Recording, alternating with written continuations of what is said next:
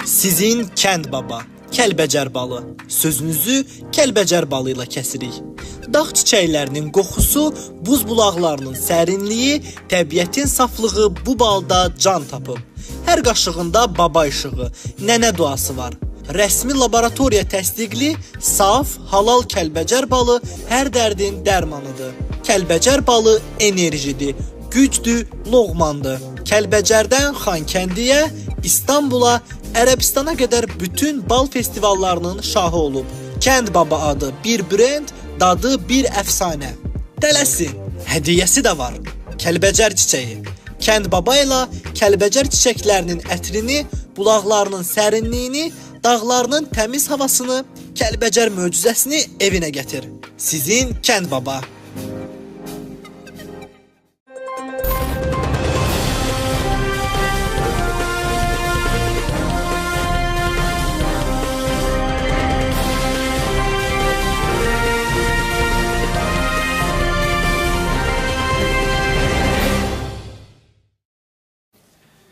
Salam, hər vaxtınız xeyir olsun, dəyərli Media Türk TV izləyiciləri. Gündəm masada verilişi ilə sizin qarşınızdayıq. Studiyada Heydər İsmaildir. Hər zaman olduğu kimi ən önəmli mövzuları masa ətrafında müzakirə edəcəyik.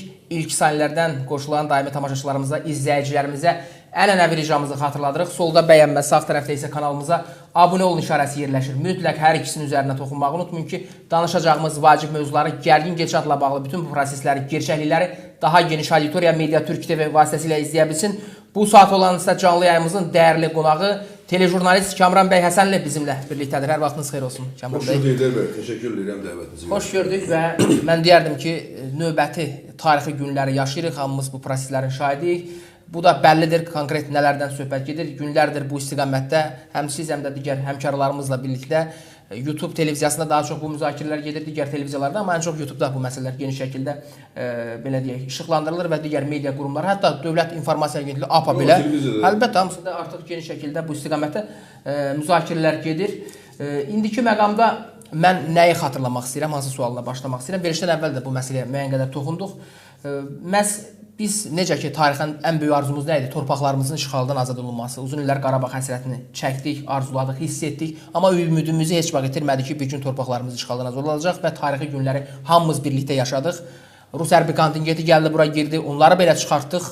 Yəni bunu bu dəqiqə postsovet məkanında heç bir ölkə, heç bir dövlət nümunəsində Ukrayna xalqı əzmkarlığı qətiyyəti ilə ortaya qoymağa çalışır. Amma burada da bir Azərbaycan nümunəsi var, fakt var. Digər tərəfdən isə ardınca bu proses necə davam elədi? Türk dünyasındakı qalxınma, inkişaf, tərəqqi bugün bunun ən yüksək zirvəyə çatmasını bir daha şahidiyik. Proseslər bunu göstərir, həm də dövlətimizin başçısı Prezident İlham Əliyev Qazaxıstandadır. Türkiyənin milli geyimlərindən birini geyinib çox gözəl bir görüntüləri biz izlədik. Əsl Türk nümunəsi, Türk sərkərdəlik, tarixi məharəti gözlərimizin önündə o mənzərəni gördükdə canlanır, fəxr edirik. Ata-babamızın əlbisəsi. Bəli, ata-babalarımızdan qalan mirasdır. Bu mirası biz daşıyırıq, davam etdiririk. Həm də bu böyük bir çağırışdır, mesajdır ki, nələr gedir və önümüzdə bizi hansı hadisələr gözləyir. Bu da arzularımızdır, gerçəkləşir. Amma digər bir tərəfdən daxilimizdə də ən böyük istəklər, tələblər bundan ibarət idi ki, təbii ki, bu istiqamətdə iddialar, fikirlər daim səslənirdi. Cəmiyyətin özündə bu əhval-ruhiyyə ilə bağlı fikirlər ifadə olunurdu. Siz də bunların təbii ki, konkret 5-ci kolonla bağlı, şəbəkə ilə bağlı həm bu studiyamızda, həm də digər efirlərdə müzakirələr gedir. Taxtabaşlar adlandırmışdıq. 5-ci kolon nəhayət ki, artıq bu proses başladı. Amma burada ən önəmli digər bir sual var. Ümumiyyətlə, prosesin başlaması, davamı, kulminasiya nöqtəsi finalına qədər gedib çıxacaq. Gedişat, yol xəritəsi bizi hara aparacaq. Yəni, növbəti mərhələlərdə biz nələri görəcəyik, siyahıda kimlərin adı çıxacaq. Hər halda bu istiqamətdə indidən müəyyən proqnozlar vermək olacaq, mümkündür. Siz necə düşünürsünüz? Prezident İlham Əliyev daim bu fikri təkrar edib ki, nəyi, nə vaxt, necə etməyi mən yaxşı bilirəm. 44 günlük vətən müharibəsi, reallıqlar, gerçəklər. Ümumiyyətlə, geopolitikanı bugün gözümüzün qarşısına gətirdikdə Ramiz Mehdiyev, Mehdiyevçilər 5-ci kolonla mübarizə nəyə görə məhz indi bu tarixdən başladı və ardını necə görürsünüz?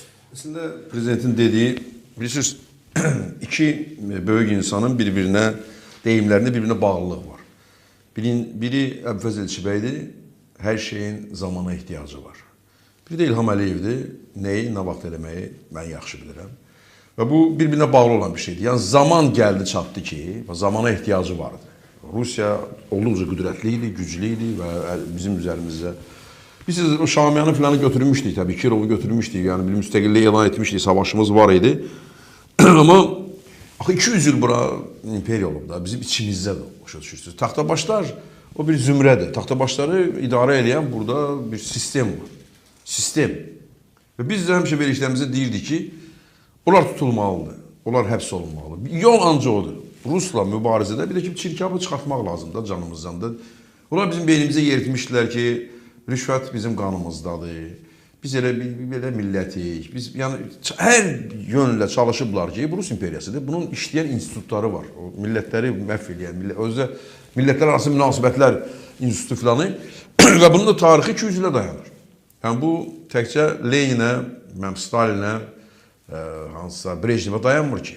Bu gedir Pyotr'a dayanır. Bu gedir, ondan da o tərəfə geri keçir. Amma Pyotr'dan başlayırlar Qafqazın işğalı. Ora dayanır ki, bu xalqları, onlar bu xalqları öyrənirlər, xüsusi alimlər, xüsusi oradakı institutlar oturub işləyirlər ki, bunları necə məhv eləmək olar? Türk. Türkü məhv eləmək çətindir, ancaq bir yolla. Adını pozmalısan, adını. Və bu zümrə öz adını unudandan sonra, Mankurt da, Mankurt. Mankurt, o mən əsər Çingiz Aytmatovun əsəri, yəni sənin bütün amneziya yaradırlar sənin beynində. Sənin beynində əməlli başlı belə də dün atan heç nə bilmirsən də, belə bir təzə doğulmusan və sənin beynində yeni format verirlər. Azərbaycanlı toplumunu elə elədilər. Yəni, düşünən insanları, format nədir? Düşünən insanlar Hüseyin Caviddir, Mikail Müşfiqdir, Əhməd Çavaddır, Salman Mümtaz və s. və s. Onları kəsdilər. Kəsdilər, millət qaldı başsız və başladılar artıq yeni bir beyin yaratmağa. Sonra da o yeni beynin nəticəsində böyük bir taxtabaş zümrəsi yaratdılar. Satqın, yalançı, əclaf, biqeyrət, namussuz. Bu taxtabaş zümrəsi oldu da. Yəni, amma o taxtabaş zümrəsi mankurtlardan daha qorxuludur. Çünki mankurt heç nə düşünmür, heç nə yadında deyil. Sadəcə ona deyiblər ki, sən busan, düzdür. Bu gözü ilə görür ki, işğalçı Rusdur, görür onu. 20 yanvarı da görür, Xocalını da görür. Bütün Qarabağda olan əhvalatları da görürük. Ermənistan yox, Rusiyla vuruşduğumuzu da görür. Tarixdə bizim başımıza açılan Gəncənin də bilir hamısını. İrəvanı da bilir, Bakını da bilir. Amma o onun yanındadır. O onun əqqabısını təmizləməyə, yalamağa hazırdır. Bu taxtabaş bir daha qorxulu zümrədir. Mankurtdan qat-qat. Çingiz Aytmatovun ağlına gəlmir. Yəni qədim Juanların ağlına gəlməzdi ki, belə zümrə yaratmaq olar. Özü Juanlar o mankurtları güclə də başına dəvə dərisi keçirtməklə filanla yaradırdılar da. Yox, bunları belə 5-6 manatı belə fırlatmaqla və artıq çoxu kəsibdir onları. İnandırım sizə ki, taxtabaş zümrəsinin yanına gedin, görəcəksiniz ki, orada sülənir. Çoxu. Amma o kimə xidmət edir? Amma Ramiz Mehdiyev, o taxtabaş deyir ha. Taxtabaş o həmən o gözü ilə görənlərdir. Bu birbaşa oranın burada qoyduğu, yəni Ruslar namestnik deyirlər, vassal deyirlər də. O həmən o imperiyada, oranı adam olub da ömür boyda.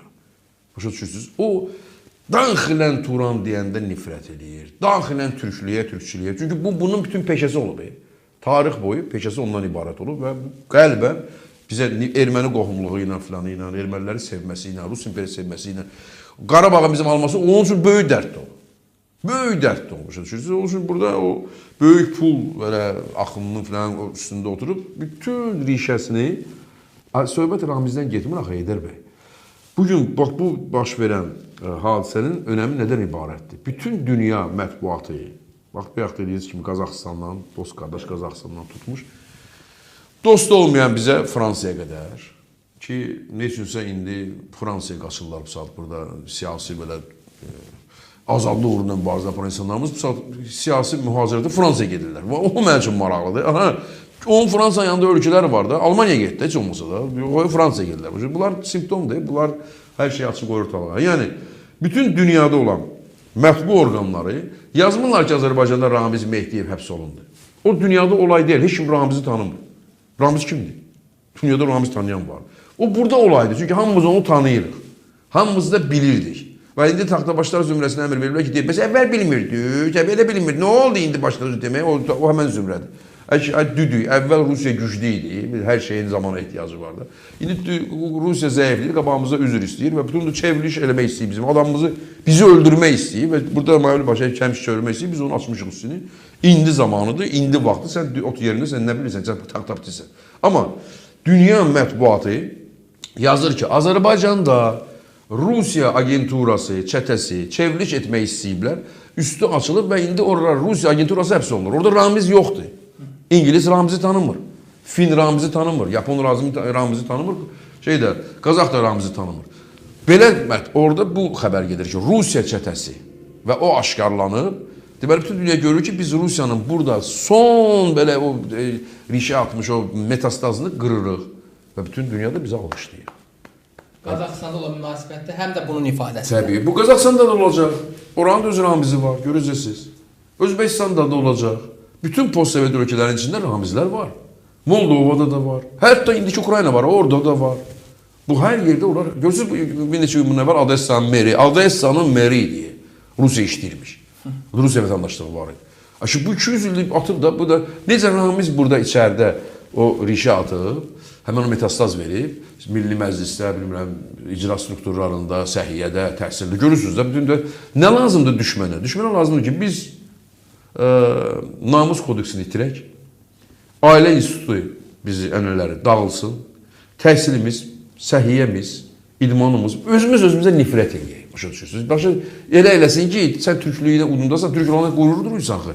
Türk olan kim olsa deyirsən ki, mən Alparslandan danışırsan, Əmir Teymurdan danışırsan, Şah Abbasdan danışırsan, Sultan Süleymandan danışırsan və salam öldü o. O səs qabağında Rus kiçilir, o dəqiqə.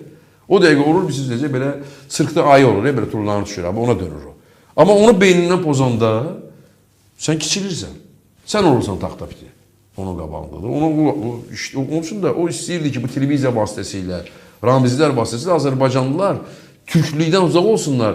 Fəxrlə danaq desin ki, yox, mən elə bilmirəm, mən türk bilmirəm. Mən deyirəm, məsəl üçün də, o əzli büzlə gedilər var televiziyada. Ona bütün günü baxsın və onu müzakirə eləsin. Var da, görməmişsiniz, belə idi də həyatımızda. Nə qədər başı sağlı gəlib, başqa şeylə danışın da, sana 2 kişi salar, oturursunuz, biraz tarixdən danışın, biraz siyasətdən, idmandan, nədən başınız çıxır, ondan gəlintisindən danışaq. Biz əndə yaxşı kamera, nə danışaq, qoymuş, bizi danışmaq. Elə ki, imkan verirsən danışmağa, o saat başlayırlar, o televiziyada bir-birini söyənlər yoxdur. Hansısa meyxanaçı bilməm, yazıq meyxanaçılar da qatıblar oraya. Meyxana heç orada düz gələn sənət deyil, qatıblar, o ona danışır, bu bundan danışır. Kimisə hər şey gözə salıblar, belə deyil. At paltarına danışırlar, sonra şaboşlar, maboşlar. Bu, cəmaat onu müzakirə edir ki, özünə nifrət eləsin. Elə bilsin ki, bu millət belədir. Yəni, bizim... Gözlüydük ki, Qarabağ müharibəsindən sonra bəlkə bunlar dayanar. Çünki bir proses getdi, xatırlayırsınızsa.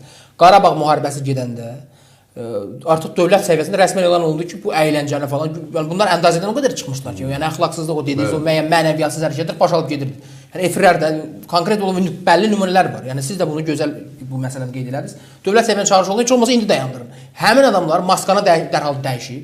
Artıq dövlətçilik səviyyəsində ordumuzun uğurları, qazilərimizlə, vətənpərvər təsəvvür edin, indiyə qədər bu mövzuların müzakirəsinin aparıcılar, jurnalistlər verilişin formatını dəyişdilər. Dərhal vətənpərvərlik mövzusunda artıq gələn sənətçilər belə alt paltarından danışmırdı. Qarabağ müharibəsində alt paltarı yaddan çıxmışdı. Amma o ki Qarabağ müharibəsi bitdi, yenə alt paltarına qayıtdılar. Yəni vəziyyət odur. Yəni bu təbliğat, bu televiziyanın indiki içindəki ümumi vəziyyət. Necə nə həmin aparıcıların səviyyəsi iləmi?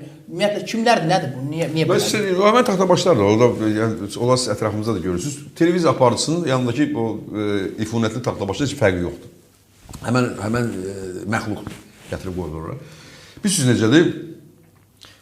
Gəlin belə konkret mənə sual verirsinizsə, mən cavab verirəm. Konkret nümunədən danışaq da. Nümunələr üzərində danışaq. Yəni, Azərbaycanda uğurlu televiziyonçular sırasında Kamran Həsənli var da, düz deyil. Nə eləmişəm, sən qış nağılı çəkeyim. İstəyirsiniz sizin saat olsun, istəyirsiniz musiqili meydan olsun, istəyirsiniz çəkdiyim reklamlar olsun, Mixail olsundan tutmuş da, Saaxova qədər, Etuşa qədər. Bu hamısı uğurdur da, bu düz deyil. Azərbaycan televiziyası mənə qarşı koalisiya düzəldib. Yox, oradan əmr gəlib ki, Ramizlər əmr gəlib ki, onu ora buraxmayın. Niyə? Çünki mən ora girəndə ora dağılır. Dönür ora televiziya. Yəni uğur... Həmkarlarınız içində bu təbliğatı anlayan, görən, başa düşən olmadı. Sadəcə yoxsa müqavimət mi göstərir? Hansı həmkarlar? Yəni televiziyadakı o sizin çalışır. Bunlar mənim həmkarlarım deyirlər. Bunlar mənim həmkarlarım deyirlər. Bunlar mənim əleyhimə koalisiya yaradan həmən onların o ifunətli ordusudur. Çünki oradan, onlar başa düşürlər ki, Kamran gəlirsə, biz yoxa çıxırıq. Və Kamranın ardıcında Kamran kimlər gələcəklər bura, başa düşürsünüz? Televizyonçular var ha, mən tək deyirəm burada. Mən onların içində uğur... Kimlər idi sizi dəstəkləyənlər və dəstəkləyənlər? Məni dəstəkləyənlər televiziyada olub Eldar Namazov, bütün televiziya işçiləri, bax, indi saat sağdır Eldar Namazov, o televiziya işçiləri də Siyavuş Kərimidən tutmuşam sağdılar da, mən şey deyir ki, Hamısı mənim əleyhim olublar, həmişə iclasda, həmişə. Birinci uğur qazanan kimi musiqili meydan. Hətta deyiblər ki, Eldar Namazov ya o, ya biz. Belə. Eldar Namazov düşüncəli, dünya görüşü adamdır. Mən onu ancaq televiziyada tanımışam. Biz həyatda birbirimizi tanımamışıq. O vaxtda da Heydər Əliyevin müşaviri idi o. Təbii ki, Heydər Əliyevin də münasibəti yaxşı idi deyənə. Təbii ki, o da Eldar Namazov da o Space TV-nin direktoru idi. O mənim arxamda dayanmışdı. Və o da belə divar kimi dayanmışdı arxamda. Onun üçün də biz nə elədik? Onun dövründə çox böyük uğurlar qazandıq. Olduqca böyük uğurlar qazandıq. Və onlar keçirlər. Space böyüdü. Space Azərbaycanın ən yaxşı kanalına çevrildi. Cürbəcür verişdim. Kamrandan getir ki, cürbəcür bir dənə xanımdan tutmuş mən orada da Çardağa kimi falan o gibi belə cürbəcür verilişlər. Baxın da bu şəhərdə var ha. Baxın bu şəhərdənin o dövrdəki sifətinə. Həmən o Space-də o vaxt. Baxın sonrakına da. Başa düşürsünüz? Onlar o cəmiyyət hara geçsə, onu dalcı getdilər. Vəssalam. Baxın da orada bir dənə görün rollara baxın. Oradakı motivlərə, mahiyyətə baxın onların oradakı zarafatların. Həmən o dövrdəki. Yəni, nə baş verir? Eldar Namazov, sonra Etibar Babayev. Həmçinin mən arxamda dayandı. Etibar Babayev üstümə hər tərəf üzümə keçirdilər. Bax, idman departamentin böyüyü danoslar yazırdı məndən. Mən şey vardı, musiqi departamenti böyüyü idi. Nə idi? Nadir Axunov nəysə belə. Sonra Mehriman Ələkbərzadə. Allah şahid də buradalar hamısı. Teatrın direktorudur. İclasda bilirsiniz nələr deyildilər belə şey. Mən qış nağılını çəkəndə tutmuşlar Etibar Babayevin az qalmışlar belə də pencəni ki, qoyma o çəksin, qoyma o rejissor deyir, o aktyorlar işləmir. Mən də deyirəm, ilk dəfədir də müğənniləri yığacağıq, bir avtobusa yığacağıq. Geriyə bir o ideyalarda bizə Etibar Babayev mənə çox kömək eləyib. Axşam məsləhətləşirdi, necə eləyək, hansı rol nə verir. Yəni, qoyma çəksin, bilirdilər ki, uğur olacaq. Bilirdilər, onlar həmişə orada olurlar. Həmişə orada. Və hamısı Mehdiyevin göstərişi ilə bunlar oldu. Yox, indi mən demirəm o Mehdiyevin göstərişidir. Onlar biraz daha çox Rus imperiyasının yaratdığı psixoloji bir xərçək var içimizdə. Kimin uğurlu görünsə ayağından çək. Onu elə yaratıb. Azərbaycanlılar elə bir xəssiyyət yaradıblar. Bunlar son 150 ildə. İçindən qabağa kim çıxdısa, onu məhv eləməlidir. O toplum onu məhv eləməlidir. Amma Gürcü də elə deyil. Erməni də elə deyil. Biz də baxırıq, görürsən, Erməniyə bax. Elə ki, onların yaxşı bir dənə musiqiçisi, yaxşı bir dənə hansısa bir şair, hansısa bir siyasi, onların onun qabağı, biz də onu ayağından çəkirik. Niyə? Mən sizə deyim, Heydər bəy. Bir də sual verməksin, bu mən sizə açın. Niyə mən sizə deyim? Çünki Ermənistanla, ermənilərə bu imperiyadır, başa düşməyə lazımdır. Bu taxtabaş zümrətçisi o qədər çoxdur ki, başa düşmürlər. Anlamaq lazımdır ki, bu işləyib üstümüzdə əməlli başlı. Erməni zümrəsində tamam başqa siyasət yeridirdi. Nə yeridirdi? Şəhərin mərkəzində türk soyqırımına əleyhinə həsr olunmuş böyük bir məbəd düzəltmişdi. Düzdür. Başına fırladırdı erməniləri və bizə də icazə verilmişdi ermənilərə bizə türk deməyə. Bütün eseri bizə Azərbaycanlı deyirdi. Erməni bizə hayez türkez deyirdi. Vəssalam. Ona görə mən deyirəm ki, Ermənistandan gələn Azərbaycanlılar, onlar türkdülər. Siz ona görə onlar birləşməyə bacarırlar. Ona görə onlar milliyyətçi düşüncəsi daha çoxdur. Açıq danışaqda, onlarda çoxdur da milliyyətçi düşüncədə. Niyə? Çünki erməni ömür bu türk deyib ona. O özü türk sayır. Onun beynindən pozmayıb imperiya türklüyü. Poza bilməyib. Yox, pozmayıb. Pozmayıb ki, erməni ona nifrət eləsin, erməni ona düşmən olsun, bilə-bilə pozmayıb. Əslində səhvidir ya. Sonra da bir sözdə bizə elə nədən çox uzaq etməyəcək. Neysə, bu erməni toplumu belədir. Ona görə içindən kim belə passionardırsa, kimin belə istedadı varsa onu əlində qaldırır yuxarı. Bizdə elə deyil. Bizdə şəhər mərkəzi Şamyan. Bir də başımızın üstündə Kirov idi. Altdan bilirsən belə pis yerləri görürdü. Başımızın üstünə qoymuşdu. Sındırmışdı bizi. Sınıq olan toplumda içindən kim uğur qazanırsa, uğur xoşuna gəlmir Moskvanın. Tez o toplum qaçın onun yanına bunu başlayır əzməyə. Ona görə onlar Ramizə... Bizdə elə psixologiya davam elədi. Hə, o adını çəkdiyim adamlar, onlar Ramizə xidmət eləmirdilər. Təbii ki, hələ o dövr deyildi. Hələ o çox ələ almamışdı burada. Hər şey, çünki Heydər Əliyev sağ idi filan. Onlar həmən o Azərbaycanlılar idi. Başa düşdünüz belə, yəni görürlər ki, məndə uğur var, əvvəldən əzmə istəyirlər ki, çıxmasına qabaq. Özləri uğursuzlar. Baxın, baxar əyənlərini atıblar, adını çəkdiyim adamlar, hər yerdə uğursuzluq. Hər yerdə. Deyir, bu teatra bax, gündə-gündədir. Döyürlər bir-birlərini. Yaxşı, milli konservatoriya, o hər yerdə uğursuzluqdur da. Bugünkü televiziyamızda kimlər uzaqlaşdırılmalı sizcə? Rəhbərlər olsun, aparıcılar olsun, kimlər getməlidir televiziyada? Elə bir mövzuya toxunursunuz ki, yazda mən ictimai kanala dəvət edirəm, topa ilə düşmüşlər üstümüz. O yuxarıdakı redaktordan tutmuş, rejissordan tutmuş, o kanalın böyüyündən tutmuş, oradakı aparıcılardan tutmuş, dəvət elədikləri qonaqlardan tutmuş. Amma oradakı öz xalq hansı ki orada oturmuşdu ya, onların adamı da ictimai kanallar dəvət edirdi, mən pul verilə verim, amma hər halda. İnsan, onlar mənə çağırırlar. Çünki onlar xalqdır. Onlar başa düşür, Dekorasiyanın arxasından dekoratorlar var, cavan olanlar, siz kimi belə hündür boylu cavan olanlar, orada belə dekorator sağ ol Kamran bəy, sağ ol, dağıldan onlar əl çalırlar. Öz işçiləri deyək, ictimainin öz işçiləri, ictimai kanalın öz işçiləri. Bütün televiziya Azərbaycanda, təbii ki, dövlət televiziyasından başqa da, indi mən AzTV-nin qoyuram bir kənara, ictimai kanalda da televiziya görüntüsü dəyişilməlidir. Orada hələ o özəl kanalındakı biabırçılıqlar yoxdur, düzdür. Amma kanal özü zəifdir. O baxılmır. Çünki o televizyonçu deyil. O adamlar televizyonçu deyirlər, onlar televiziyanı bilmirlər. Evet, sadəcə düzəldir də, dekorasiya oradan işi. Televizyonlar şou, bayağı, təbii ki, onlar da əmək. İndi gəlirəm ora, mən onun üçün dövlət kanallarım, 2 kanalı, AzTV və ictimaini qoyuram bir tərəfə. Orada reformalar getməlidir. Elmli televizyonçu insanların əlinə keçməlidir ki, orada düzəlsin. Bu başqa. Amma orada mən siz deyirsiniz, bu biqriyyətli, rəzillik yoxdur, orada öz aramızda yoxdur, AzTV-də yoxdur. Burada var o. Çünki bu xidmət edir bizə. Bu da onun rişəsi bura gelib. Əsas özəl televiziyalara gelib. gelib. Burada kimlərin adı hallanırdı Zahir bəy? Belə Kamran bəy, zaurlar var idi televiziyanın zəfərində. Önəmli deyil Zahir. Onların adları önəmli deyil, onlar boş şeylər deyil. Sizcə bunlar getməlidirmi, yoxsa bunlardan format dəyişilə bilər? Bütün o format silinməlidir. Bütün. Rəhbəri ilə, təbii ki, texnik işçilərindən başqa da orada əla operatorlar var, əla redaktorlar var, əla dekoratorlar var. Onlar üçün onlar öz işindədir. O heyət, yaradıcı heyət var o. Bütün rəhbəri ilə o format silinməlidir. Bir neçə aylıq o dayanmalıdır. Orada cizgi filmi, kino ancaq göstərilməlidir. Və orada yeni televiziya, hansı ki mən onun konseptini elə qurmuşam ki, belə A hərfindən Z hərfinə qədər yeni format qoyulmalıdır. Azərbaycanlılar güzgüdə özünü görməlidirlər. Orada Ramiz Mehdiyevin düzəltdiyi o əyri bir namusluğu görməməlidirlər. Özünü görməlidirlər. Biz normalıq. Bəli, deyə bilərsiniz ki, çox korlayıb. Çıxın şəhəri görəcəksiniz. Görün, necə zərbə vururlar bizim milli dəyərlərimizə yox, ya da milli qeyriyyətimizə zərbə vurublar. Çıxın şəhərə görəcəksiniz. O qadınların sifətlərinə baxın. O hayasızlığa baxın, o abırsızlığa baxın. Onun aparıcıları, o çıxışları %100 arxasında da elə Ramiz deyən olur.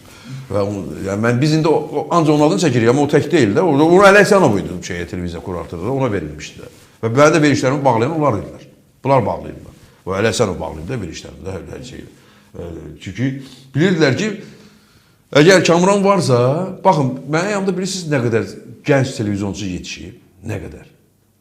O ideologiya ilə, o düşüncə ilə, elə bir anar vardı yanımızda, indi deyəsən heç televiziyada deyil də. O, məndən eşitdikləri o ötkəmliyi eşidəndə, işləyirdi məndən də, aynısı işləyir. Məndən eşidəndə, onlar mərtər qalırlar ki, sən Kamran kimi danışırsan. Yox, o insan kimi danışırdı ki, siz yalan danışırsınız, millətin damarına zəhər vurursunuz, verilik belə olmamalıdır, verilişin içində belə axmaq, ədəbsiz, abırsız şeylər danışılmamalıdır, bu adam dəvət olunmamalı, o deyirdi onu. Heç kim tanımır adam kimdir, anarlardı.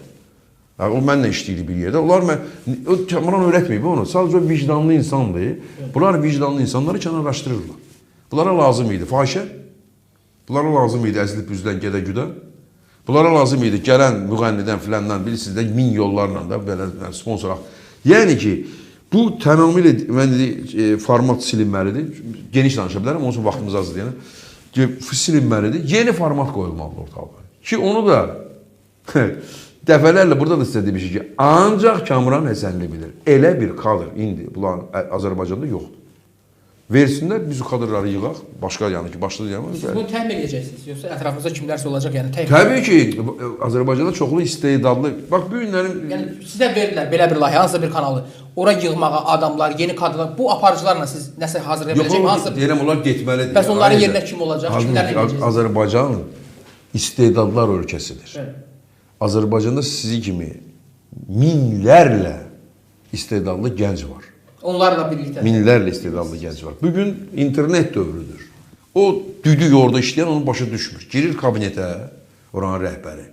Bilmirəm, istəyirsən adı Zalobin olsun, Zarubin olsun. Zarubin gəlib Azərbaycanda kanal başçısı ola bilər. İstəyirsən adı nə bilim, Muradcan, istəyənlər adı olsun da. O girir kabinetə, telefonun nömrəsini söndürür, ancaq müəyyən adamlar üçün falan geçmək, hamısı mənimizə girib bir şey gibi mesaj qoyur o bir qırağa, qapını da bağırır, heç qapısı yaxın gələnməzsən.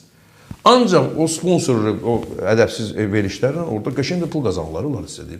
O gələn oradan, həmən o zümrədən, ramizlərdən gələn pul yoxdur. Onu orada yiyib bir dənə elə Azərbaycana zəhər buraxırlar orada. Yəni o dəyişilməlidir. Hə, indi gəldi, bugün internet dövrüdür. Vaxtilə bilirsiniz də necə idi televiziyada aparıcı müsabiqəsi elan edirlər. Biri biz otururduq belə, mən özüm elə gəlmişəm də düzdür. Amma mən müsabiqədən filandan keçməmişəm. Mən gətirib V2 çəkib göstərmişəm. Musiqili meydan. Eldar Namazov, Allah şahidi. Budur. Səməd Səmədovla o vaxtı Arzu Rzayev. Çox maraqlı bir musiqili meydan olmuşdu. Canlı ansamblla, oradakı gözəl publika ilə, gözəl belədir, yəni ki, hamısı əksəri xanımlar. Gözəl suallarla filan. Bunlar elə eləcəklər, bəs necə bunlar? Çünki o gələn pulla gələn oxuya bilmir axı. O sponsor buna pul verib, deyib oxuduq, aparıb bu studiyada təsir düzəlib qoyulur ortalığa. Bir şey dənə dolağan zadın burnundan çənəsinə kimi böyüdürlər, çıxardılar orada, deyirlər bu oxuyan. Bunlar demək ki, indi müsabiqə necə ola bilər? İndi sadəcə deyirsiniz ki, kim aparıcı olmaq istəyirsə, maaşı da yaxşı olmalıdır ya. O aparıcı həyatda rahat yaşamalıdır. Onun maaşı yaxşı olmalıdır. O televiziyada, o millətin sifətidir.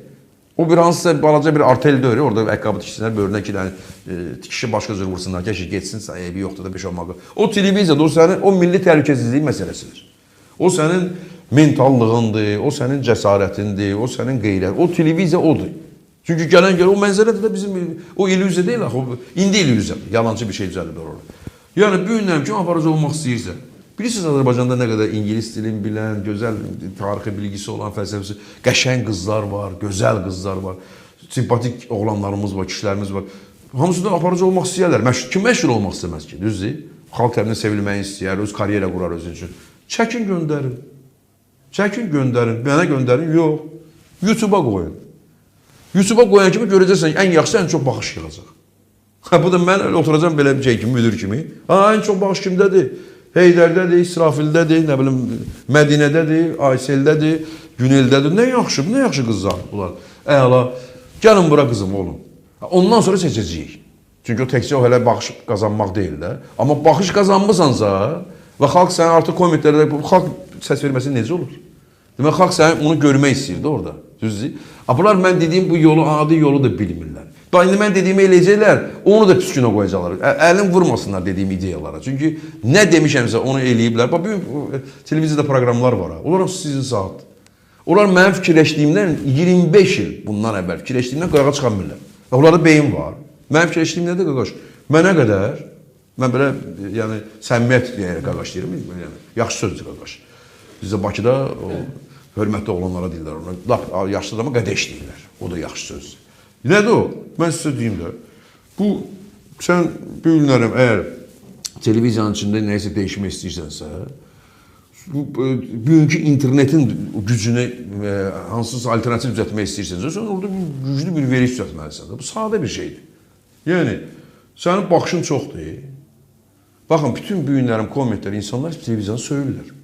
Hamı söyür. Facebookda söyürlər, Instagramda söyürlər, hər yerdə söyürlər.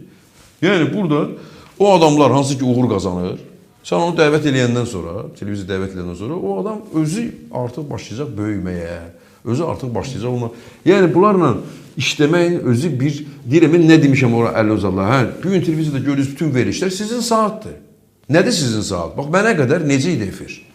Yəni 2000-ci ilə, 1999-cu ilə qədər efir belə idi. Axşam 21:30-da Banivorun Ürəyi kinofilmi olacaq. Düzdür? Saman televiziya diktor çıxırdı və o diktorlarına böyük hörməti vardı. Yəni Rafiq Hüseynovdur, Nərgiz Cəlilovadır, Roza Tağıyevadır, Ofeliya Sananidir. Amma o, mən gələndə efirə, o epoxa bitmişdi. Sovetlə birlikdə getmişdi. Heç kim daha diktor lazımdır axı. Yəni, nə fikirləşdik? Canlı efir, divan, qonaq gəlir, talk show ilə show janrını birləşdiririk. Yəni, mahnı da var, filan da var, amma canlı, düzdür. Üstəlik də orada mövzular müzakirə olacaq. Baxın, görün, televiziyada bütün verilişlər odur. Sadəcə onu pis vəziyyətə qoyurlar. Kamran bəy, siz bu modeli, üslubu davam etdiriblər, mənimsəyiblər.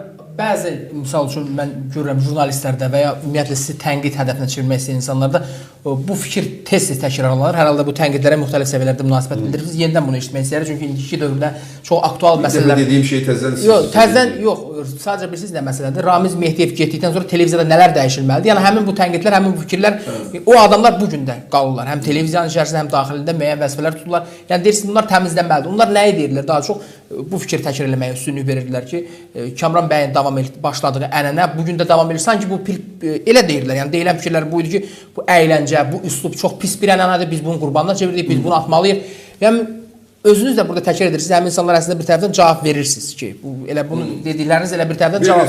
Yəni açaq bir də açaq olur. Məsələ ondan ibarətdir. Yəni zamanında bir çox tanınmış sənətçilərlə sizin çıxışlarınız və ya sosial şəbəkələrdə də paylaşılır. Yəqin ki, görürsünüz, tanınmış ifaçıların sizin əleyhinizə dedikləri və müəyyən canlandırdığınız komediya təbii ki, mən ancaq orada kim mənim əleyhimə danışırsa onu söyləyəni görürəm. Təbii.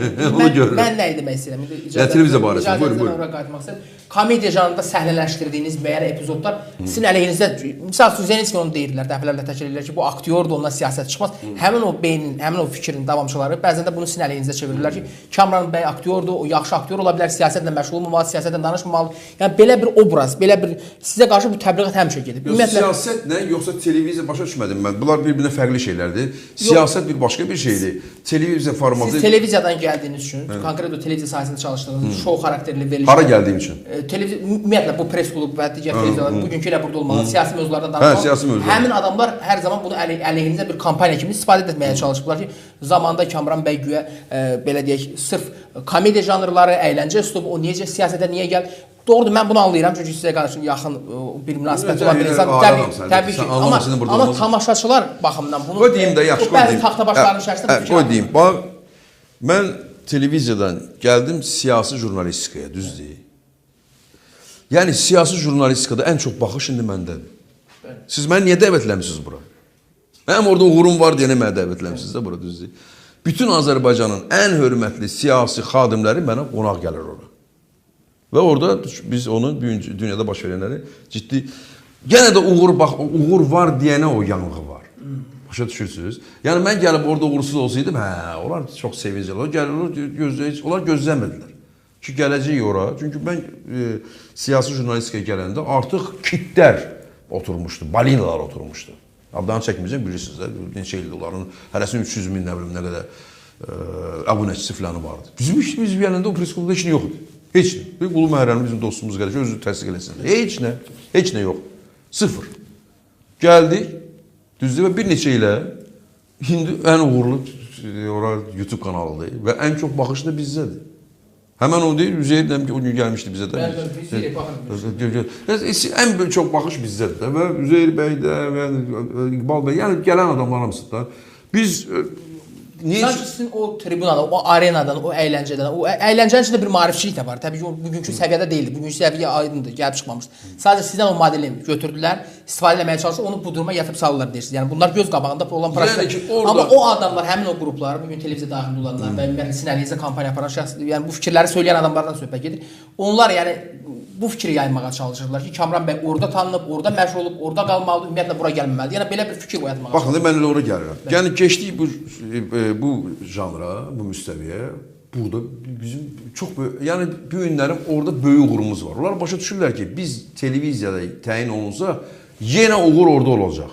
Onlar uduzacaqlar, onların yanğısı var. Bədənlərin bəzi əzaların içində belə çox böyük yanğılar var. Niyə? Çünki baxın, tamamilə başqa janrlardan danışacağım sizə. Bu, bizim böyük istedadımızı dəlalət eləmir. Bu Tanrı hər adama bir şey verib də, hər adama bir invensiya verib. Yəni, reklam rejissorluğu var. Düzdür, Heydər bəy? Reklam rejissorluğu, televiziya aparıcılığı deyil. Biz gəldik o restoranlarla o vaxt işləyəndə, o reklamlar indiyə kimi şedevrdir orada. Yəni, təkrar edəm, istəyirsiniz o Mikhail rolu olunsun, istəyirsiniz Baba Yaga rolu oynasın, istəyirsiniz orada Etuşun rolu oynasın. Siz Mikhail Nadar Şaşıqoğlu oynayıb baxın. Yəni, bütün müxtəlif rollar, hamısı orada o reklamlar çəkiləndə, təbii ki, rejissorlar sənə qısqanacaqlar. Ki, sən rejissorsan, sən gəlmirsən bura, biz rejissora git, aparıcılığı elə də, düzdür. Bunlar həmçisi qısqanıblar belə deyil. Kaxalığınızı çəkiblər belə. Bəxt dedim, axı, Azərbaycanda elə bir zümrə yaranıb ki, 150 il ərzində. Uğuru varsa adamın, onun ayağından çəkəcəklər. O, bir sözəcə, marjinal, o tam sucumacaqlar onun üstünə. Uğursuz olanda səni sevəcəklər. Deməli, bu rejissor deyir ki, götürsən televiziya aparıcısı. Televiziya aparıcısı da deyir ki, sən dünən musiqiçiydin, necə oldu gəldiysən burada şey oldu? Görür ki, uğur var, reklamlar tutub hər yerdə, başa düşürsünüz. Və yaxud da rejissor film çəkir, deyirəm ki, mən film çəkəcəm. Ya sən rejissorsan, necə yığacaqsan bir yerə, qış nağılı aktyorlar yığacaqsan bir yerə. Uğurdur da o, tutdu da, düzdür. O, bir səfər bu zümrə sənin qarşıladı. O rejissorlar zümrəsi yoxdur. Belə köhnə televizyonçular, rejissorlar, reklam çəkən rejissorlar, bunlar hamısının içində sən gəlib, indi də siyasi müstəvi, Sən dünənə kimi oradaydın, gəldin burada uğur var da. Yəni, çox baxış bizdədir və siz gəlin, siz mənə dəvət eləmirsiniz ki, söhbət Kamran Səlidən getmir. Bunlar uğuru sevmirlər.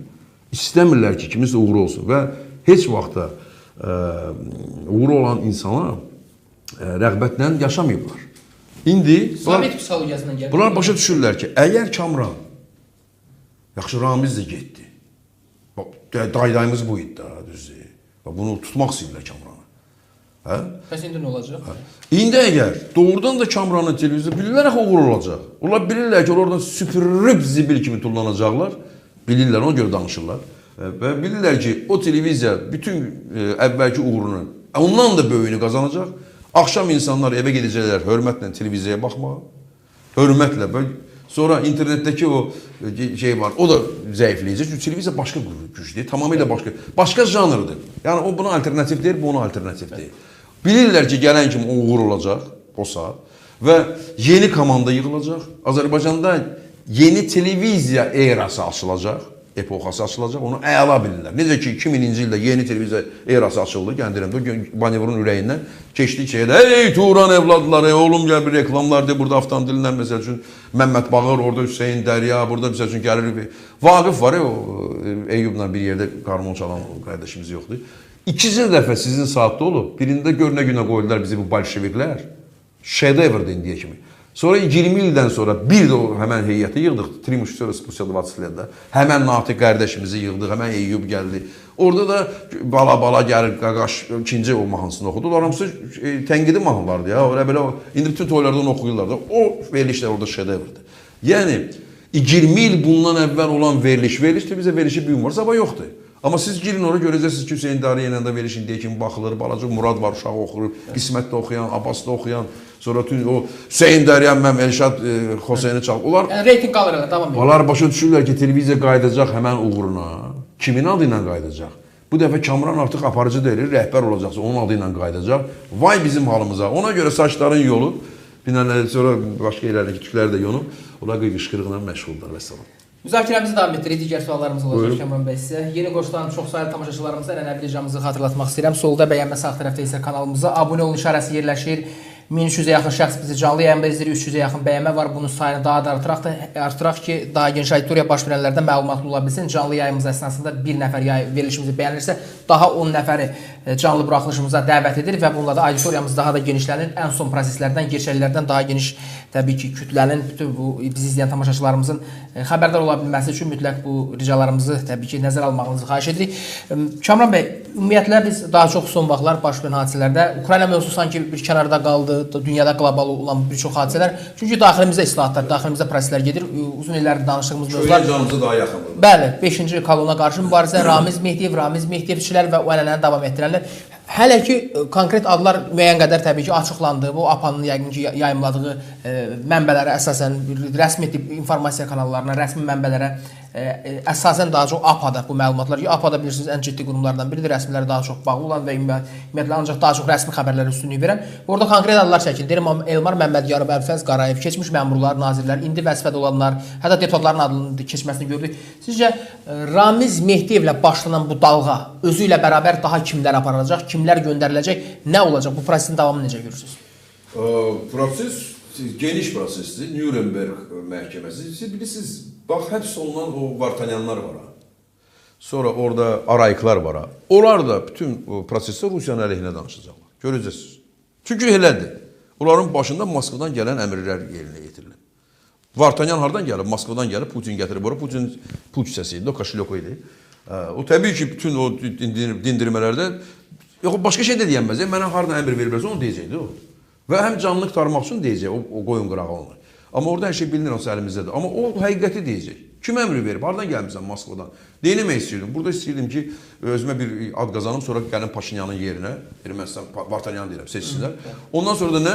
Təzdən Ermənistanı militarlaşdırsın, artıq o dronlar filanlar da İrandan alsın, təzdən davanı başlamaq istəyirdim mən sizinlə. Revanşist. O deyəcək onu. Arayik də onu deyəcək. Arayik mən Yerevana tabi idi. Arayik Moskvana tabi idi.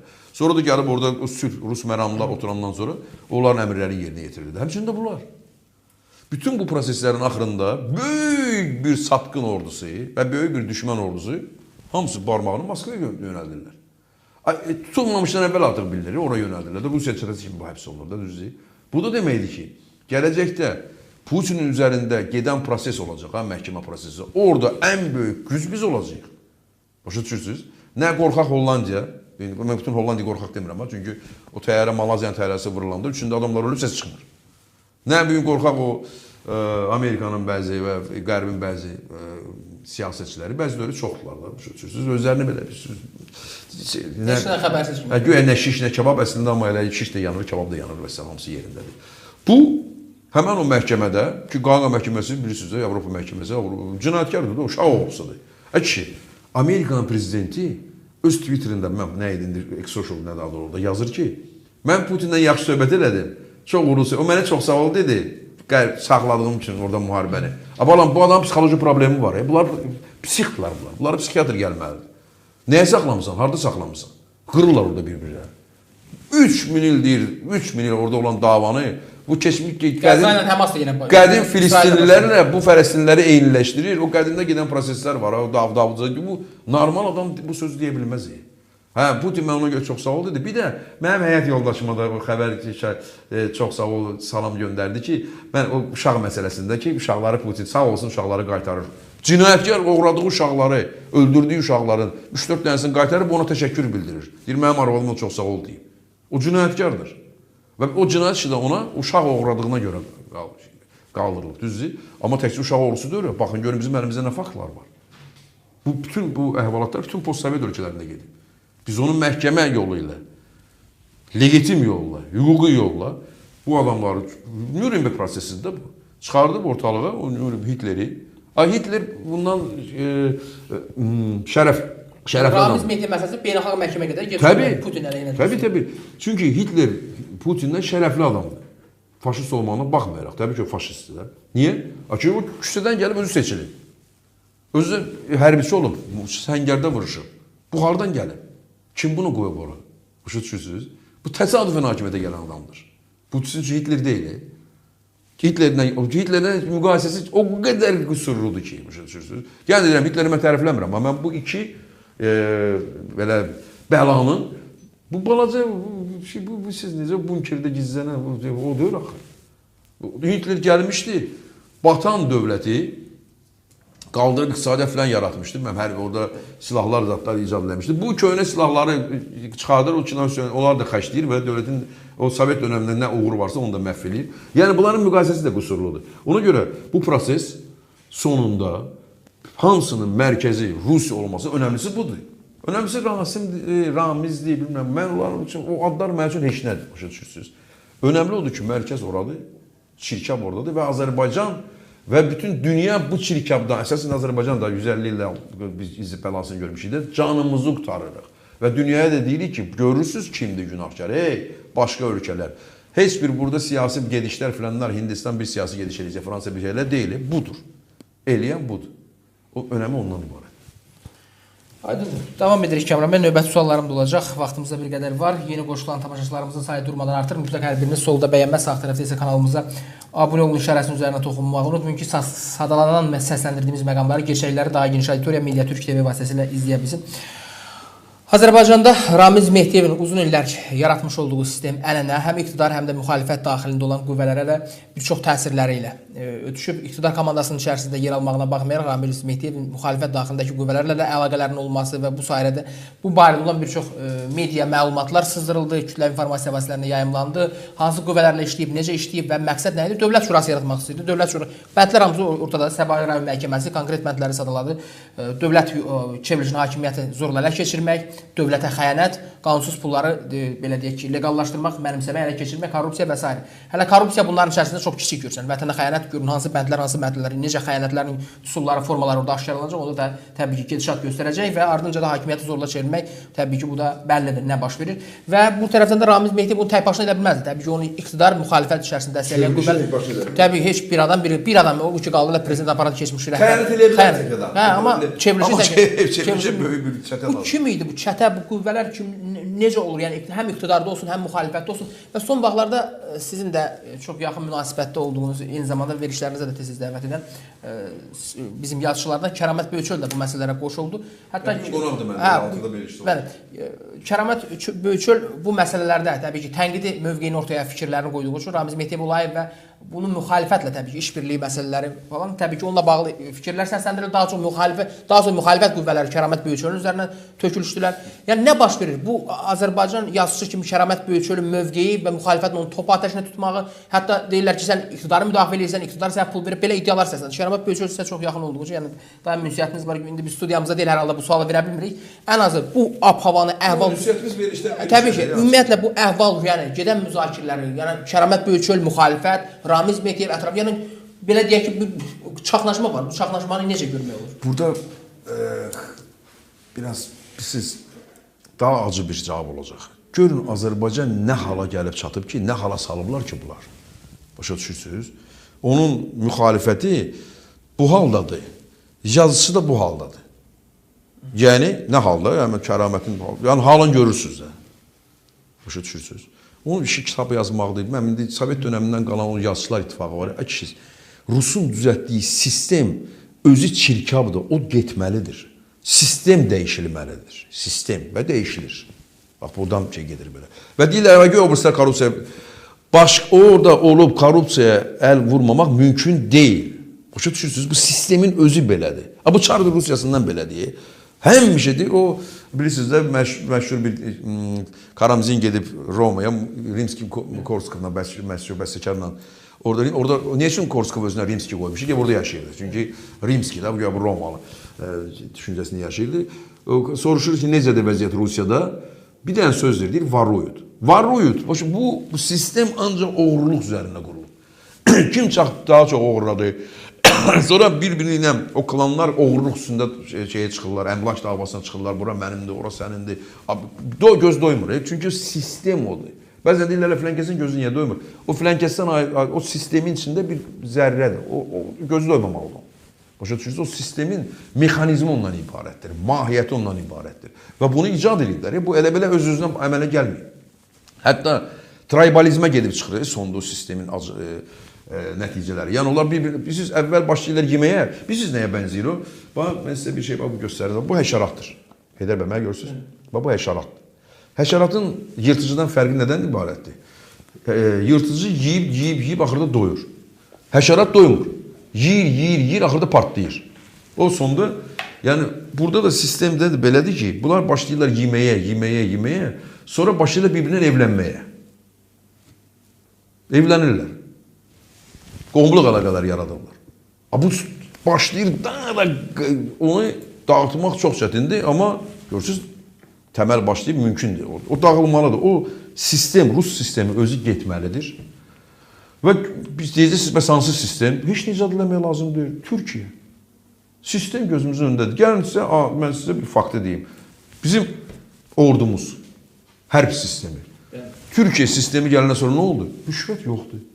Korrupsiya yoxdur orada, düzdür. Ordumuz gözəl düşüncələrlə yaşayır, güclüdür, qalibdir. Milli Təhlükəsizlik Nazirliyi, baxın. Baxın da bu hər şey göz önündədir. Bunları görün, dəyişikliklər göz önündədir. Sistem Türk sistemidir, yəni özümüzə qayıtmaq. Öz sistemimizdir. Yəni gəlin o Türkiyə deyəndə bir şey, o da o bizikdə, özümüzükdə, bir millət, iki dövlət öyrəyik. Öz sistemimizdir. Görürsünüz necə dəyişikliklər gedir. Artıq orada başqa adam, başqa düşüncədə oturur. Adamdan getirir söhbət, düşüncə, sistem dəyişilir. Rus sistemi çirkabdır.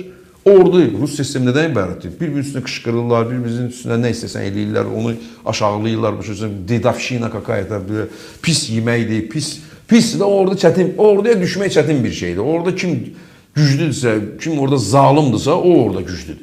Türk sistemi tamam başqadır, tam başqa. Əskərlə zabitin, subayın arasında olan münasibət, ata ilə evladın arasında olan münasibətdir. Əskərlərlə bir-birinin arasında olan qardaşların, qohumların bir-birinə olan münasibətləridir. Ona görə orada tamam, o sistem başqadır. Və burada da təkrar edirəm, Ramiz olmasaydı, yerində Pupkin olsaydı, həmən şey olacaqdı. O sistemin, o nomenklaturanın çirkabıdır. Və o çirkaba batdınsa, sonra o çirkabın içində də fırlanacaqsan. O çirkabın içində bizim düşüncədə, Turan, Türkistan düşüncəsində olan adamlar var. Onlar bəraət qazanmalıdırlar mı? Bəli. Bəli. Bu sistem necə yəni? Bu sistemi bəs harda olmalıdır ki? Bir sistem var da, başqası yoxdur axı. Alternativi yoxdur. Müxalifətdə elədir, iqtidar da elədir. Orada da bizim düşüncə ilə müxalifətin içində, düşüncə ilə yaşayan ləyaqətli insanlar var. Hətta gəlin deyirəm, bəzi məqamlarda əli nəyəsə batsa da, ləyaqətli insanlar. İqtidarda da və müxalifətdə. İkisində də. Təbii ki, daha çox iqtidardadır. Amma müxalifət də ora bağlıdır, amma biz Ramiz sisteminə bağlı. Kim deyə bilməz, bu Ramiz orada at oynadım, amma müxalifətlə iş olmayıb. Təmiz bir müxalifətdə qalır. Bu gülücdür, siz nə danışırsınız? Bu mümkündür, bu sözü deyən adamın ağlı yoxdur. Ki, necə bu sistemdir də bu. Orada gedibdir o paketdə, necə, nə danışırsınız? Mümkünsüz bir şeydir. Yəni, Rus burada müxalifətdən istifadə eləmək istəməyib. Yox, biz ancaq nə danışırsınız siz? Bu gülməlidir, komikdir. Bunu ancaq taxtabaş adam deyə bilər, axmaq adam deyə bilər. Amma belə ucdan tutma hamısını götür, elə deyil. Orada da ləyaqətli insanlar var. Bu tərəfdə də ləyaqətli insanlar var. O adam hansı ki, içində Türk dövlətlərinin birliyi ilə, Turan birliyi ilə, düşüncəsi ilə yaşayıb, o var da. Onlar var da. Onları özümüzə qaytarmalıyıq. Onlar özümüzə qayıdırlar. Sistem, idarəçilik sistemi dəyişilib. Dedim ki, bu Rus sistemi ortağından çıxıb Türkiyə sistemi gələndən sonra bu təkcə Azərbaycana deyil, Qazaxstana da, Özbəkistana da, Türkmənistana da. Görün, orada nə bəlalar var, hələ. Hələ orada daha dərin çətinliklər var, mən sizə deyim. Ona görə cavabım bundan ibarət. Çox qəribə bir hadisə baş verdi son günlərdə. Ramiz Mehdiyev olayı ilə bağlı müzakirələr getmişdi artıq. Rəsmi mənbələrə istinadən kütləvi informasiya vasitələri, media qurumları ardıcıl Mehdiyev məsələsinə aid olan xəbərləri yayımlamaqdaydı. Biz onlar hamısını görürdük. Gedişat proseslə bağlı məlumatlar deyilirdi, söylənilirdi. Amma bir tərəfdən də ayrıca bir mənbələr, yenə də rəsmi kanallar, yəni rəsmi belə deyək, kütləvi informasiya vasitələrində məqalələrdə yazılanlardan bir neçəsi var ki, mən xüsusilə diqqətimi çəkdi. Elə bu məsələ ilə bağlı sizə də münasibət öyrənmək istəyəcəm. Və belə bir fikir ortaya atıldı. Həmin o yazılarda, həmin o məqamlarda, necə ki, Ramiz Mehdiyev olayı və s. onunla bağlı detallara varıldı. Düşənbə görüşü ilə bu məsələlər əlaqələndirildi. Düşənbə görüşündə Azərbaycan lideri Prezident İlham Əliyev ilə Putin arasında Mehdiyev, yəni konkret Azərbaycan prezidenti ilə Putin arasında olan müzakirə olmasa belə istənilən halda Azərbaycan Xarici Nazirləri müavini, ya belə Rusiya Xarici Nazirləri müavini, ya Rusiya Xarici Azərbaycan Xarici Naziri fərq etməz. Ya Rusiya tərəfindən Azərbaycana, Azərbaycan rəsmilərinə məlumat ötürülüb ki, Ramiz Mehdiyev çevriliş etmək istəyib, çevrilişlə bağlı planı bizə göndərib, bizə təqdim edib, biz bundan razılaşmamışıq, gedin Ramiz Mehdiyevdən məşğul olun. Sizcə belə bir senariyə nə qədər inandırmaq olar? Bu Rusiyanın metodumu, Rusiya niyə bunu etsin və edərmi? Ümumiyyətlə, belə xəbərin yayılmasına, belə bir prosesin bu şəkildə getməsi, belə bir təbliğat getdi, yəni. Buna sizin münasibətiniz necədir? Bilmədiyim şey deyə bilmərəm, çünki orada o xəbər o yox idi. Düşənbədən qayıdandan sonra da o xəbər yox idi, orada da elə bir şey deyilməmişdi. Nə danışdılar, gördükdə onu. Üzr istədi, pis vəziyyətdə oturdu orada, bizim dövlət başçımız Çingizxan pozasında, əslində o poza Çingizxan pozasıdır, gözəl pozada, yəni üzündəki o mimika ilə filandan, öldürücü o imperiyaya vurulan ən ağır zərbə idi, ən ağır zərbə idi. Və o da bütün dünya, bilirsiniz, bütün dünyayı, Ukrayna, təkcə Ukrayna deyil axı, İngiltərə, Japoniya kimi, bu hamısı dedilər ki, orada Putin nə gündə sındırdılar Putinə, belə, onu elə qiymətləndirdilər. Mən də onu gördüyümü və eşitdiyimi belə qiymətləndirirəm. Görmədiyimi, eşitmədiyimi isə müzakirə etmək istəyirsə, öz fikrimi bildirə bilərəm, təbii ki. Bilirsiniz, birincisi, əgər belə bir məlumat Azərbaycana veriləsəydisə, bunu elə bir 6-7 ay bundan, 8 aydır da gedir, 10 aydır bu söhbət gedir də, düzdür. Elə bəldən deyərdilər də. Nə oldu, belə düşənbəyə saxlamışlar onu, bu bir. İkincisi, Putin bu hərəkəti eləyib və biz bunu açıqlayırıqsa, Putin öz ətrafında olan o Z blogerlərin, ümumiyyətlə də oradakı o faşistlərin gözünün önündə məhv oldu. Sən öz çətəvi verdin Azərbaycana, nəyə görə? Əvəzində nə? Putin çıxıb bunu açıqlama verməlidir, oradan bir açıqlama gəlməyib. Ruslar bu şeyi heç eşitməməzdir. Bu məncə mənim düşüncəmə görə. Yəni deyirəm, bilmədiyim şeyi danışıram. Baxın, Heydər bəy, siz sualı verirsiniz, orada düşənbədə siz dediyiniz şeylər, xəbərlər yox. Mediada belə informasiya getiriyor. Media informasiyası xəbər deyil, yoxdur axı o. Olmayan şey, bax, Putin deyibmi bunu? Yox. Orada Putin açıq pres konferans veribmi? Yox. Bizim dövlət başında deyibmi? Yox. Gələndən sonra, 2 həftə keçəndən sonra sən demə o şey veribmiş belə. Ola bilər olsun, mən bilmirəm. Yəni, bilməli şey deyirəm. Olsa Rusiya amma öz fikrimi deyir. Geri çəkilməsi, bax, Rusiya Azərbaycan qarşısında geri çəkilir. Mənə elə gəlir ki, bax, yəni öz fikrimi deyirəm, konspirologiya ola bilər. O çox gözəl gedişdir bizim tərəfdən. Çox gözəl gedişdir. Niyə? Siyasi gedişlər özü Çox uğurlu siyasi gedişdir. Putin ya deməlidir hə, ya da deməlidir yox. Ya da ümumiyyətlə səsini çıxartmalı. Hə desə də uduzur, yox desə də. Hə desə də uduzur, top atılır bu tərəfə. Başa düşürsünüz? Həm tuturuq buradan. Deyir, öz deyib bizə də hamısını başa düşürsünüz. Ramzi da deyir, sənin böyüyün deyir də. Həm bütün dünyada göstərirlər ki, kim ona qulluq eləyirsə sonu belədir, Bəşər Əsəd kimi. Gəl Bəşər Əsəd kimi vurub da qoltuğunun yanında da belə. Bu işlədir, sonra belə tulladı, şey eləyir belə. Bu üç, Putin yox desə, deməmişəm, deyə bilməz də onu başa düşürsünüz ki, mən belə söz deməmişəm, mən çətəndir. Onda deyirsən, mənim deməli çətəndir o. Gən sübut edirsən ki, onun arkasında durursan da o adamların. O top elə atılıb ki o tərəfə, o heç cür onun arkasından çıxa bilməz. Mən belə qiymətləndirəm. Bu bizim məncə çox uğurlu diplomatik gedişimizdir. Bilirsiniz, belə uzun, belə məqsədli, nəticəsi olan bir gedişdir və Rusiya bir gündə çaşqın qalıb orada ki, demişəm, yoxsa deməmişəm, demisənsə bir bəla, deməmisən o birisi bəla. Ona görə məncə söz çıxıb, amma uğurludur, yaxşıdır. Yaxşı fikirləşimdir. Çox sağ olun Kamran bəy. Bir saata yaxın müzakirə etdik sizinlə gündəmdə olan ən önəmli mövzuları. Bugün Rusiya-Ukrayna müharibəsində demək olar ki, danışmağa heç elə bir fürsətimiz, imkanımız olmadı. Hər halda orada da uğurlu proseslərin gedişatla bağlı biz Ukraynanın xeyrinə cərəyan edəcəyini düşünə bilərik. Verilişimizin bitməsinə demək olar ki, sizin də növbəti efiriniz var. Mən çox uzatmaq istəmirəm. 1-2 dəqiqəlik istəyirsinizsə Ukrayna müharibəsi və ümumiyyətlə qlobal proseslərlə bağlı gedişat necə gedəcək onunla bağlı da fikirlərinizi. Çox qısa deyəcəm, bu imperiya dağılır. Bu ona görə deyir ki, Putin onun başındadır. Bu tarixi təkamülün qanunudur və o həmişə öz işğal etdiyi ölkələr tərəfindən dağılır. Azərbaycanda zərbəni vurur, Ukraynada, Qazaxıstanda vurur, Özbəkistanda vurur. O imperiya bitir. Və bu tarixi hadisə təbii ki, bizim millətin ancaq böyüməsi və olduqca qüdrətli və qürurlu bir konglomerat yaratması ilə bitəcək. Çox sağ olun fikirlərinizə görə də həm də verilişimizdə, müzakirəmizə iştirak edib dəyərli yanaşmalarınızı və bu danışdığınız mövzularla bağlı münasibətinizi bölüşdüyünüzə görə minnətdarlığımızı və təşəkkürümüzü bildiririk sizə. Çox sağ olun.